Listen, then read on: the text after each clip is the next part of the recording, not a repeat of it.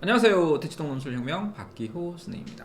김성주 선생님입니다. 자, 이제 김성주 선생님께서 자연계 논술에 대해서 전부 일괄적으로 쫙 정리해가지고 일목요연하게 한번 설명을 해주시겠답니다. 자, 네. 과학 논술을 치는 학교가 몇 개 있는 걸로 알고 있는데요. 대부분 다 수리 논술 보잖아요, 자연계는. 그렇습니다. 네. 근데 과학 논술을 보는 학교가 좀 특이하니까 거기에 대해서 먼저 안내를 하고, 네. 그다음에 이제 수능 최저 있는 대학, 없는 대학. 그리고 굉장히 특이하게 논술 시험 보는 대학과 그다음 의예과 그다음 약학과 논술이 어떻게 진행되는지 자연계 논술을 한번 아우르는 시간, 그렇지만 간략하게 한번 정보를 정리해 보겠습니다.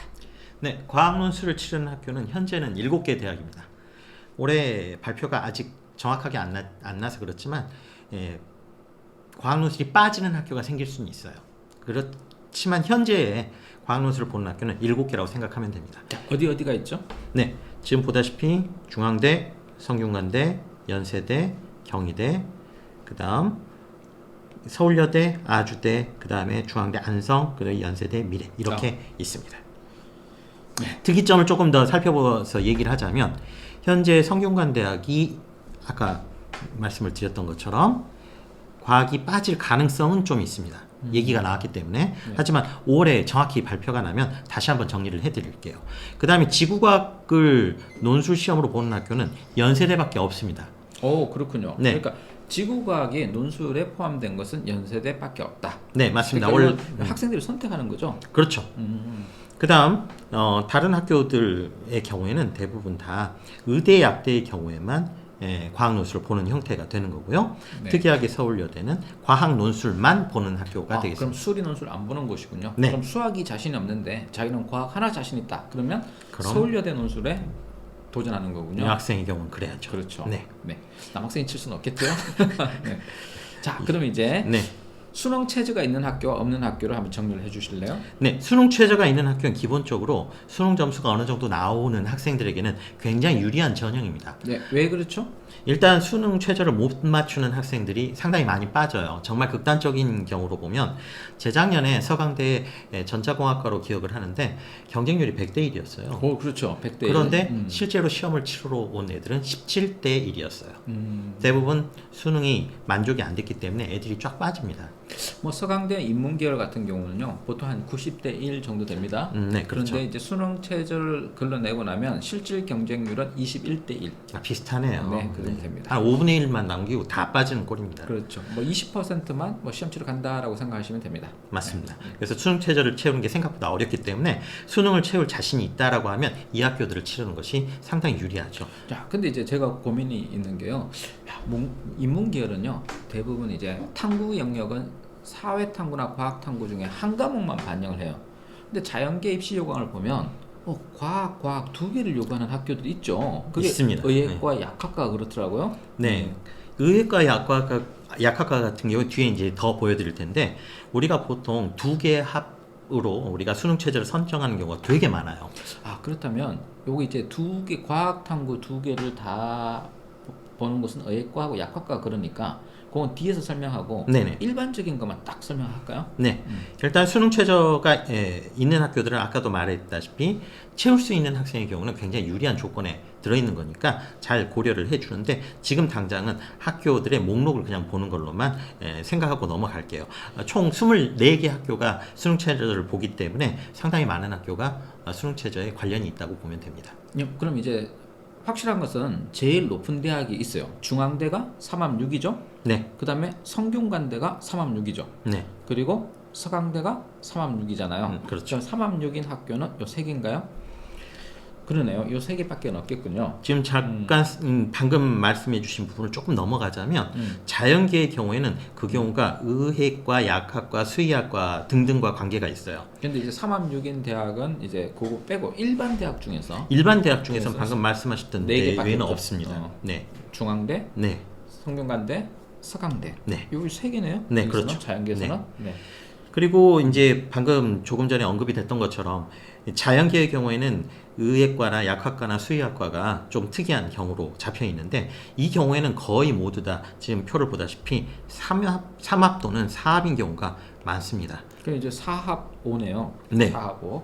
그러니까 이런 경우 의대나 약대나 이런 경우에는 수능이 그래도 받쳐줘야 논술도 우리가 접근을 할 수 있다는 그런 얘기가 되는 거죠. 그리고 그 상위권에 있는 예를 들어서 성균관대 같은 경우에는 의예과가 아니어도 반도체, 삼합이나 소프트웨어, 그렇죠. 약학과는 3합 5. 네. 자, 근데 이제 성균관대는 일반 학과도 3합 6인데 과탐을 2개를 다 평균을 반영하는군요. 맞습니다. 요게 특이하네요. 그러니까 어려운 거죠. 수능이 충분히 갖춰지지 않은 학생들은 많이 배제가 되는 그런 상황이 될 겁니다. 네. 물론 뭐 특이하게 한양대처럼 아무것도 안 봐버리는 경우도 있긴 합니다만. 이건 천하제일 논술 견인대고요. 그렇죠. 네.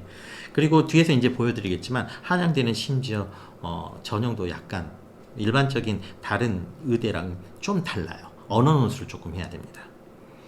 자, 그래서 이제 보면 수능 최저가 없는 학교도 15개 학교가 됩니다. 아까 이제 24개 학교하고 15개 하면 우리가 일반적으로 학교 전체 논술 보는 학교보다 많은데 왜 이렇게 되냐면 이게 수능을 안 보는 전형이 있는 것도 카운팅을 한 거고 보는 전형이 있는 것도 카운팅을 하다 보니까 좀 겹쳐졌어요.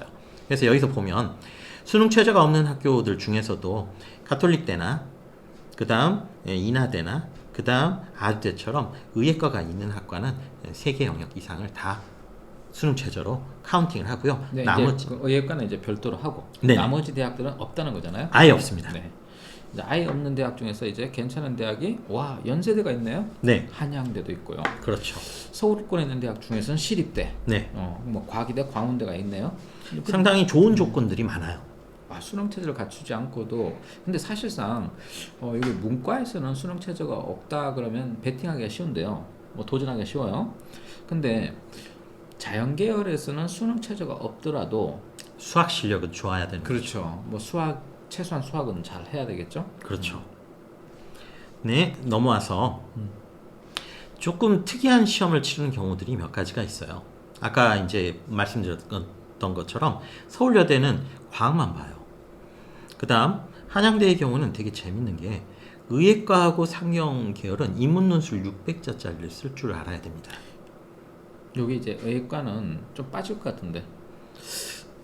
올해 이제 발표가 나봐야 알죠. 네, 작년엔 빠질 이렇게 것 같습니다. 봤으니까. 네, 의과는 올해 빠질 것 같습니다. 그 다음에 가천대하고 수원대 같은 경우에는 약식 논술로 해서 사실은 수능이나 수완을 제대로 배운 학생이라면 충분히 도전할 수 있는 그런 시험입니다. 일반적인 수리 논술과는 달라요. 네, 그러니까 가천대, 수원대 이런 대학, 고려대, 세종 이런 데는 일단 여기 가천대, 수원대는 국어, 수학을 보는 거죠. 네. 그러니까 같이 해야 되는데 문과는 또 거꾸로 국어 9문제, 수학 6문제 이렇게 바뀌는 거고 시험 문제는 똑같잖아요, 그죠? 네, 그렇게. 동일합니다. 네. 항공대 같은 경우에는 역시 대략 600자짜리를 쓰게 되는데 이런 경우들은 이과에서 요구하는 능력이 되게 비슷하다라고 얘기할 수 있어요. 소물운자 이게 뭐죠? 소프트웨어? 물류 학과 네, 맞습니다. 물류학과, 항공운항과, 자율전공 뭐 이렇게 뭐 그런 정도죠. 네. 울산 의대가 조금 특이한데 의학 계열 시험이라는 것을 사실은 영어 시험을 봅니다. 영어 재심은 주고 그때 이제 의학 계열에 맞게 영어 재심을 주되 그 의학 계열의 통계 자료를 줘요. 그죠? 보통 그걸 이제 내용 요약을 할 수 있는 능력 그게 이제 필요한 거죠. 그래서 영어 점수가 1등급 정도 되는 학생들에게는 그렇게 큰 문제가 아니다는 평이 많습니다. 뭐 의대 갈 정도면 영어 다 1등급 아닐까요? 꼭 그렇지 않더라고요. 네. 그리고 이제 여기 의학 논문에 나오는 그런 자료를 발췌해서 주고 그 통계를 의학 통계를 막 요약해야 되잖아요. 해년마다 조금씩 달라요. 그래서 이제 통계를 요약하는 경우도 있고, 그 다음에 원래는 의학 자료, 영어로 된 의학 자료를 해석하는 거기 때문에 통계가 나오는 경우도 있고, 기존에 대한 설명이나 내지는 인과관계를 설명하는 경우도 틈틈이 나왔습니다. 맞아요. 인과관계 설명하는 거 이게 실험 분석을 할 수 있는. 그렇죠. 뭐 독립변수, 종속변수, 네. 뭐 이런 것 개념의 조작 측정이 네. 뭐 이런 것들을 만들어내는. 왜냐면 이제 제가 또 이거 가르친 적이 있거든요. 그렇죠. 네. 뭐 가르쳐 보셔서 알겠지만 네. 아이들의 이게 봐야 될 패러그래피가 일반적인 수능 패러그래피의 한 6배나 7배 정도 돼요. 맞아요. 뭐 한 번은 이제 간호학과 논문집에 나온 것이 나온 적이 있어요. 그 이제 저도 읽어보고 뭐 이런 의학 용어들도 알아야 돼 하는 정도로. 이렇게. 물론 이제 의학 용어는 밑에 제공을 하긴 하는데 좀 길긴 하죠. 가르쳐 뭐 보셨으니까. 이게 네. 주술 구조도 너무 길고. 맞아요. 네. 그래서 그걸 논리적으로 쓴다는 게 약간 힘들 수는 있어요. 근데 이제 몇 번의 수업으로 충분히 커버가 다 되는 거라서 크게 걱정은 안 돼요. 자, 이제 내용을 정리는 된 것 같고요. 네. 이제 뭐 자연계 논술에 대한 아웃라인, 큰 테두리는 이렇다 정도 이제 설명을 해주신 것 같아요. 네. 자, 그럼 이제 학생들이 수업을 준비를 할 때 뭐 이제 선생님 수업도 설명을 좀 해주시고 또 어떻게 준비하면 된다는 걸 좀 간략하게 알려주면 좋을 텐데 자연계 논술 언제부터 준비하면 좋습니까? 자연계 논술 기본적으로는 겨울부터 준비를 하면 좀 여유가 있게 준비가 되고 1월 달부터 그죠? 네. 그리고 3월부터 준비하는 경우가 사실은 가장 많죠. 대부분 이제 고3들 같은 경우는 이제 학교 가서 이제 자기네들이 이제 입시를 접하게 되잖아요. 그러면 이 상태로서는 자기가 원하는 대학 학종이 안 되겠구나 이렇게 생각하게 되죠. 맞습니다. 그리고 정시로도 가기 힘들겠다는 걸 판단할 경우 이제 수리 논술을 준비를 해야 되겠죠. 그게 이제 정답이죠. 네. 그럼 이제 3월 달부터 시작하는 학생들한테 이게 혼자서 할 수 있는 건가요? 수리 논술은 아니면 그냥 인강이나 아니면 현강 오는 게 좋은가요? 사실 현강을 듣는 것이 가장 권장할 만해요. 왜 그러냐면 이게 호흡이 긴 수업이다 보니까 인강 수업을 하는 선생님들이 일부러 그걸 좀 잘라서 가르치다 보니 문제 그대로 가르치기가 어렵습니다. 온라인에서는. 그래서 저도 이 현강을 통해서 했을 때만 전체를 다 가르칠 수 있는 그런 구조가 되기 때문에 웬만하면 현강을 듣는 것이 좋습니다. 뭐 이제 또 다른 관점도 있어요. 저 같은 경우는 이제 인강도 하고 현강도 하잖아요. 근데 인강은 완강률이 9%, 즉 10% 이하입니다. 학생들이 제일 처음에 의욕적으로 오지만 끝까지 듣질 않아요. 근데 현강은 완강률이 거꾸로 91%가 됩니다. 자연계도 엄청납니다. 거의 비슷합니다. 네, 그렇겠죠. 그러니까 현강은 이제 왜 그런지 비싼 돈을 지불하고 와서 그런 것도 있고 또 현강에 오겠다는 것은 이미 그걸에 대한 뭐 상황도 받쳐주고 또 논술의 진심인 경우죠. 그런 경우라서 완강률이 굉장히 높고 결석도 잘 안 합니다. 이게 인강은 역시 미룰 수 있다는 게 큰 함정인 것 같아요. 몰아서 볼 수 있다는 네네, 게 그렇게 생각을 하니까. 몰아서 볼 수 있으니까 몰아서 안 봅니다. 네. 몰아서 망가집니다. 네. 그래서 그래서 현강 안내를 좀 해주실 수 있습니까? 네, 3월에 저희 이제 수업이 개강이 되는데 일요일 저녁 7시부터 10시까지 3시간 동안 3월 6일 날 대치학교 첫 수업이 진행이 될 겁니다. 3월 첫째 주에 대치학교 논술 대치동에 있습니다. 네. 예, 음마아파트 맞은편입니다. 네. 음마아파트 맞은편에 수리 논술 강의가 김성주 선생님 수업이 시작됩니다. 자, 여러분들이 안내해 주시면 되고 여러분 연락하실 분들은 여기 지금 제가 적어주는 전화번호로 문의 전화를 주시면 되고요. 김성주 선생님 전화번호를 혹시 공개할 수 있습니까? 네. 네. 자, 이 번호로 문의를 주시면 되겠습니다. 자, 오늘 끝으로 뭐 한 말씀 하신다면?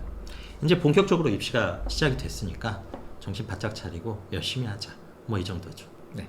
이제 2월 우리가 지금 2월 오늘이 9일. 2월 9일. 자, 이제 이 영상을 보실 때쯤 되면 2월 10일쯤 될 것 같고요. 거기서부터 이제 이 영상들에 대해서 뭐 이렇게 돌고 돌아서 늦게 보는 일이 있더라도 꼭 3월 달에 맞춰서 논술 공부를 현강에 오시든 아니면 혼자서 하든 꼭 시작했으면 좋겠습니다. 3월 달에는. 네. 네, 여기까지 박기호 논술입니다. 감사합니다.